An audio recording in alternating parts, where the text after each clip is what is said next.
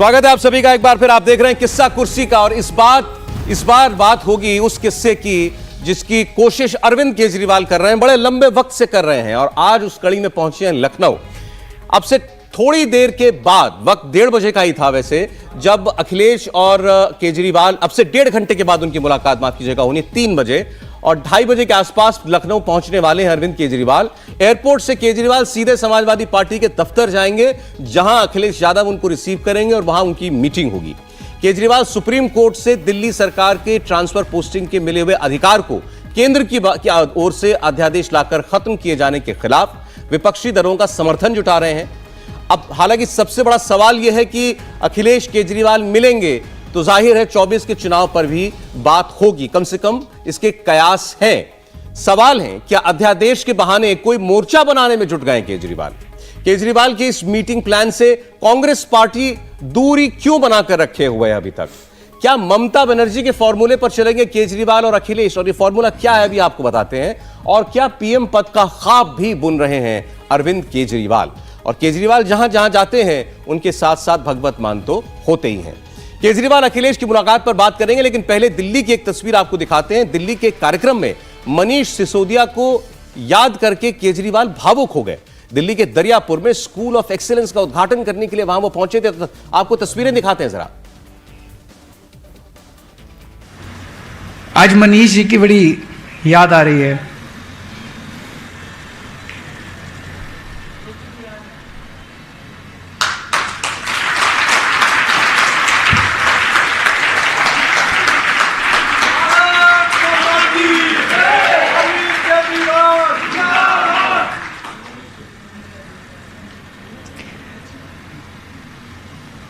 ये उनका सपना था।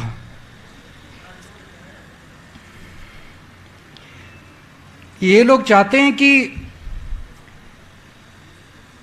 दिल्ली की शिक्षा क्रांति खत्म हो जाए, उसे खत्म नहीं होने देंगे। केजरीवाल जी तुम आगे बढ़ो, हम तुम्हारे साथ हैं। अरविंद केजरीवाल को इस तरह भावुक होते हुए कम से कम मैंने तो इससे पहले कभी नहीं देखा। मनीष सिसोदिया को याद करके वो भावुक हुए हैं। मनीष सिसोदिया और उनका नाता काफी पुराना है, आंदोलन से पहले का नाता है। ये सरकारी दफ्तरों के बाहर प्ले कार्ड लेकर के भ्रष्टाचार के खिलाफ वहां पर बैठा करते थे दोनों, तब से इनकी दोस्ती है। और आज जेल में है मनीष सिसोदिया, कई महीने हो चुके हैं, और आज उनको याद करके अरविंद केजरीवाल भावुक हो गए। अब केजरीवाल ने एक सॉफ्ट साइड तो दिखाई कम से कम पहली बार। नहीं, मुझे लगता है कि ये तो बहुत सामान्य स्थिति में भी केजरीवाल के लिए आवश्यक है, क्योंकि 2-3 चीज़ें हाल में हुई हैं। सबसे पहली बात तो केजरीवाल की अपनी छवि बड़ी खराब हो गई है, विशेष करके उनके घर के ऊपर जिस तरह की चीज़ें आई, करोड़ों के पर्दे, टाइल्स और कमोड, उसने नैतिक बल तोड़ दिया। दूसरा, जिन मनीष सिसोदिया के लिए अरविंद कहते थे कि नहीं नहीं कुछ होना ही नहीं है इस मसले में, तो सवाल ही नहीं उठता, ये तो मामला कोर्ट में जाएगा और यूं हवा हो जाएगा।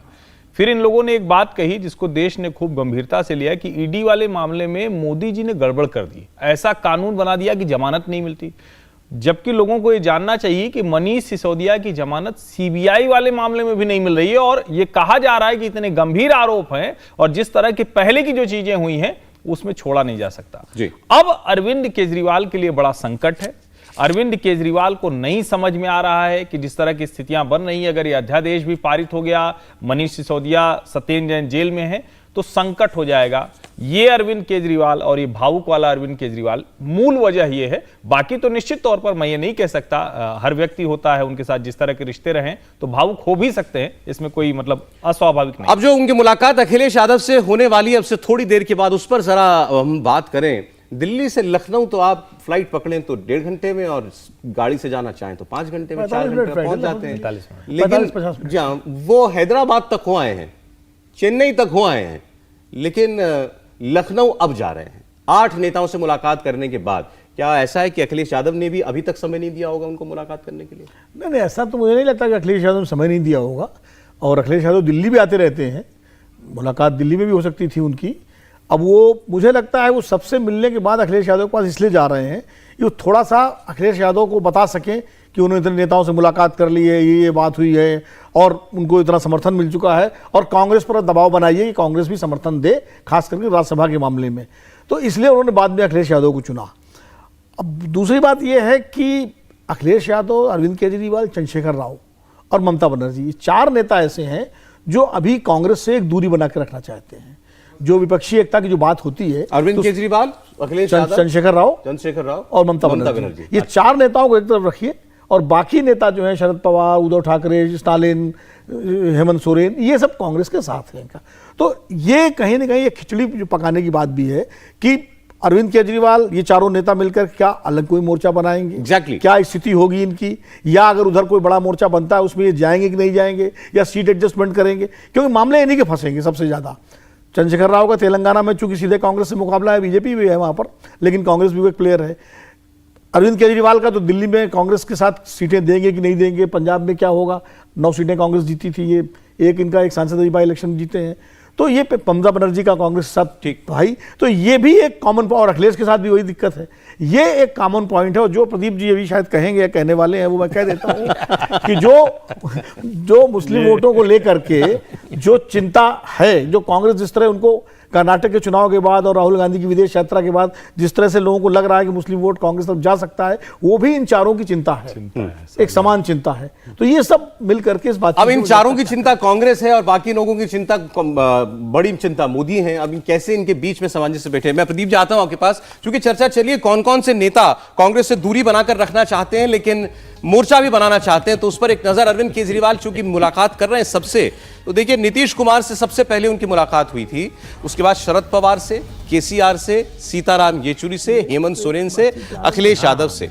स्टालिन से, इन सब के साथ वो जो है मीटिंग कर चुके हैं। अभी आपको बताया विनोद जी ने कि इनमें ममता बनर्जी, केसीआर, अखिलेश यादव और खुद अरविंद केजरीवाल, ये 4 नेता ऐसे हैं जो कांग्रेस से भी दूरी बनाकर रखना चाहते हैं। अब आपको बताते हैं एक नया फॉर्मूला जो आया है इस बार चुनाव को लेकर के। डेरेक ओब्रायन, टीएमसी के नेता, इन्होंने एक नई बात कही है और वो नई बात का मूल में जाएंगे तो वो ये है कि कोई गठबंधन मत करो। वो कह रहे हैं कि 2024 का चुनाव बिना गठबंधन किए भी जीता जा सकता है। जो भी पार्टी जिस राज्य में मजबूत है वहां वो चुनाव लड़े, जैसे विधानसभा का चुनाव लड़ती है वैसे ही चुनाव लड़े। अपने राज्य के बारे में उन्होंने कहा कि यहां ममता बनर्जी 42 में से 40 सीटें जीत जाएंगी और कह रहे हैं कि जो 3-4 राज्य हैं, राजस्थान, मध्य प्रदेश, छत्तीसगढ़, कर्नाटक, इन राज्यों में कांग्रेस पार्टी जाकर चुनाव लड़ ले और बाकी राज्यों में वो क्षेत्रीय दलों को चुनाव लड़ने दे। और उनका कहना यह है कि किसी नेता को प्रोजेक्ट करने की भी कोई जरूरत नहीं है कि कोई कौन होगा इस गठबंधन का नेता, उसकी भी चिंता करने की जरूरत नहीं है। आप जैसे विधानसभा का चुनाव लड़ते हैं उसी तर्ज पर लड़िए मोदी से और आप लोकसभा में भी हरा देंगे। देखिए, अरविंद केजरीवाल भारतीय राजनीति की विचित्र किंतु सत्य परिघटना है। उनको समझना बहुत मुश्किल है। उनके अंदर कोई इमोशन नहीं है, ये आप जान लीजिए। उनके नज़दीक के लोगों से बात कर लीजिए। अभी तो आप आंसू भी दिखे, वो सब दिखेगा आपको कैमरे पर। असली अरविंद केजरीवाल आपको बिना कैमरे के दिखेंगे, लेकिन वो व्यक्तिगत मामला है, इसलिए टिप्पणी अगर जो लोग देख चुके हैं वो उनकी बात कर रहे हैं। जो उनके साथी बाहर निकले हैं, जिन लोगों ने पार्टी बनवाई, उनसे पूछ लीजिए, वो बताएंगे। भाई, प्रशांत भूषण को अलग करने में अरविंद केजरीवाल को 5 सेकंड भी नहीं लगे। सही बात है। उनकी आंख में आंसू नहीं आए, भावुक नहीं हुए कि भाई इन्होंने अपनी जगह छोड़ के हमको जो है कन्वीनर बनवा दिया था। तो ये अरविंद पार्टी चलाने के लिए पैसा दिया, बिल्कुल। उनकी बहन ने बाहर से जितना समर्थन जुटाया, पैसा जुटाया, तो अरविंद केजरीवाल अलग चीज है। लेकिन आप देखिए, ये जो अरविंद केजरीवाल कर रहे हैं, उनको मालूम है कि इस अध्यादेश पर वो विपक्ष को चाहे जितना एकजुट करने की कोशिश करें, उसको रोक नहीं सकते। संख्या ऐसी है राज्यसभा में कि उसका पास होना तय है। और उनसे मिलने के बाद एमके स्टालिन का बयान आया कि हम इस पर किसी का न समर्थन करेंगे न विरोध, हम वॉकआउट करेंगे। तो और पक्का हो गया। तो उनकी कोशिश ये है, देखिए 2014 से उनकी कोशिश लगातार रही है, प्रधानमंत्री पद पर नजर है। कोई बुराई नहीं है, राजनीति में जो है महत्वाकांक्षा होना अच्छी बात है। अगर नहीं है तो आप आगे बढ़ेंगे नहीं, लेकिन उसका कुछ सच्चाई से तालमेल होना चाहिए। ये जो 4 पार्टियों की बात की अभी विनोद जी ने, देखिए इसमें से आम आदमी पार्टी को अलग रखी है। 3 पार्टियां, ममता बनर्जी, बीआरएस और ममता बनर्जी की तृणमूल कांग्रेस और समाजवादी पार्टी अखिलेश यादव की। इन 3 का विपक्षी एकता का फॉर्मूला क्या है, जो डेरेक ओब्रायन ने बोला है कि कांग्रेस हमारे राज्य में ना आए, और किसी पार्टी से तो कोई डर है नहीं, सब पार्टियां अपने अपने स्टेट की पार्टी हैं। तो कांग्रेस बंगाल में न लड़े चुनाव, ये ममता बनर्जी खुले बोल चुकी हैं, अखिलेश यादव बोल चुके हैं कि उत्तर प्रदेश हमारे लिए छोड़ दीजिए, और बीआरएस का भी यही कहना है। तेलंगाना में तीनों को ये डर है कि कांग्रेस आएगी तो मुस्लिम वोट का बंटवारा हो सकता है और हमारा नुकसान होगा।